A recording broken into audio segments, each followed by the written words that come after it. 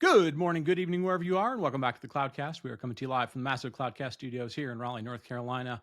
Hope everybody is doing well. Another Sunday Perspective show as we move into May, early part of May 2024.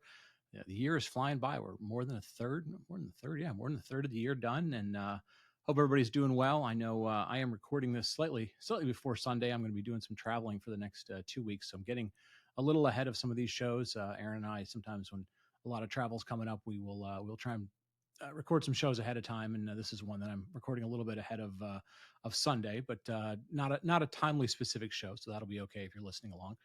What I thought I would do is haven't really done a sort of like career advice show in a little while, and got to thinking, there's a lot of weird kind of uncertainty in the market right now. You've got some companies that are still doing some layoffs in terms of that. The economy is still, it's stronger, but it's a little uncertain in spots. And you've got an election year in the United States, which causes some people to be a little more cautious than they usually are, and just a whole lot of stuff going on. But you've also got the kind of the undertow of a lot of companies are investing in things like AI and some of the new technologies, and so we've always had people listen to the show that are thinking about forward-looking things, forward-looking technologies, forward-looking companies, and oftentimes, they'll start thinking, well, maybe I should jump to one of these new companies. Maybe my company is doing something new.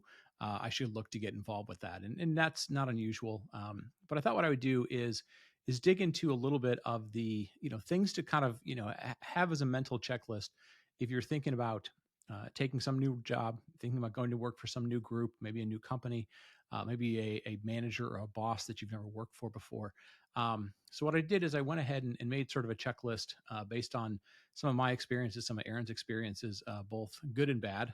Aaron and I have both seen our fair share of jobs, but also seen our fair share of goods and bads. We've made some good decisions, some bad decisions, and things in between. So I thought what I would do on today's show is dig into that a little bit, kind of give some perspective on some things to just kind of have in the back of your mind as you're evaluating people, evaluating companies, and evaluating what might be the next the right next move for you, whether that's in the near term or long term or something like that. So we'll get to that right after the break.